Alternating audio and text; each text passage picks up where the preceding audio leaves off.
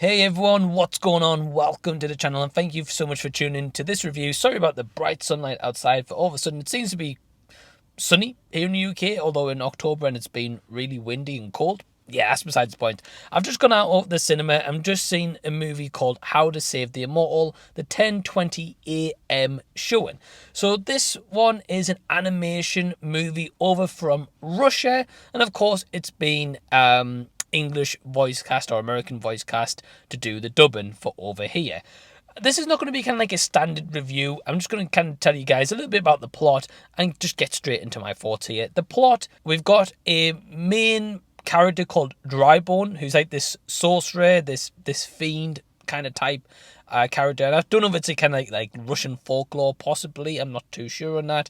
Anyway, he has this needle that is basically planted on his chest, and that keeps him immortal. Now, if someone takes that needle and if they snap it, he will die. So within 1 week time, he gets approached by this evil sorceress at first who is blind, and she's like, right, I'm going to take this needle from you unless you marry me within 1 week, right? So that's kind of the first kind of plot that we have going on here. Then we get introduced to like this warrior, this joust called Barbara, who lives in this kind of opposing town. And this king of the town wants to marry Barbara, but she doesn't want to marry him.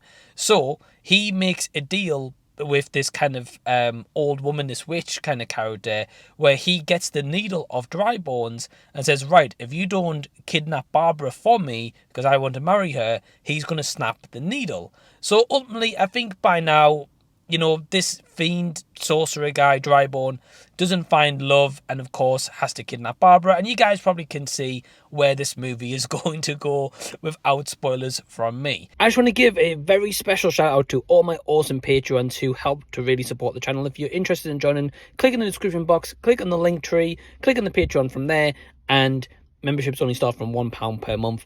Cheaper than a coffee per day. Going into this, as I say, I saw a trailer. I thought, you know, this looks okay, looks different, and, you know, by all means, I'm absolutely happy to support any movie, whether it's a Russian animation. The only thing is, I'll be honest, guys, this is not great whatsoever.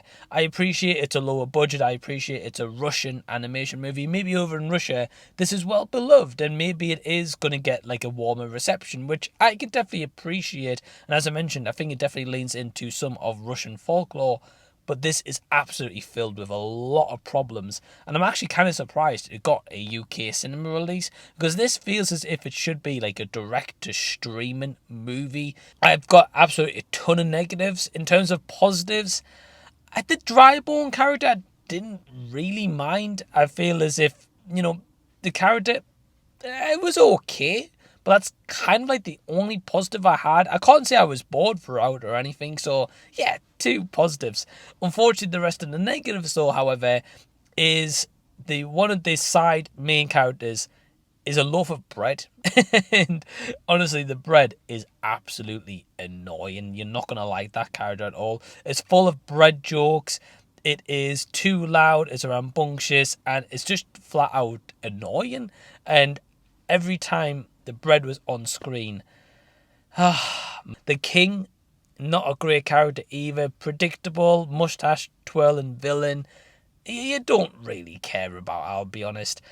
And the animation itself, it's very clunky. At times it is more kind of clearer than others. There's times where animation looks as if it's like on a green screen, and you're thinking like, well, how's that on an animation? That's how it looks like, or they haven't took the time to fully edit that render out on the scene, so it looks very choppy. It's like, you know, they've put like, oh yeah, insert horse flying on this, but they haven't actually meshed the backgrounds together so it like fits in tonally with the movie. It's kind of a mess, this one, guys. I can't really say I recommend it. My overall score for How to Save the Immortal is a 1 out of 5. Have you seen this animation movie? Are you going to check it out? Leave your comments down below so we can continue the discussion down there. If you've enjoyed this review, certainly give it a thumbs up. Subscribe to the channel by clicking the red button down below so I can see you guys again on a future video. And until then, I'll be seeing you later.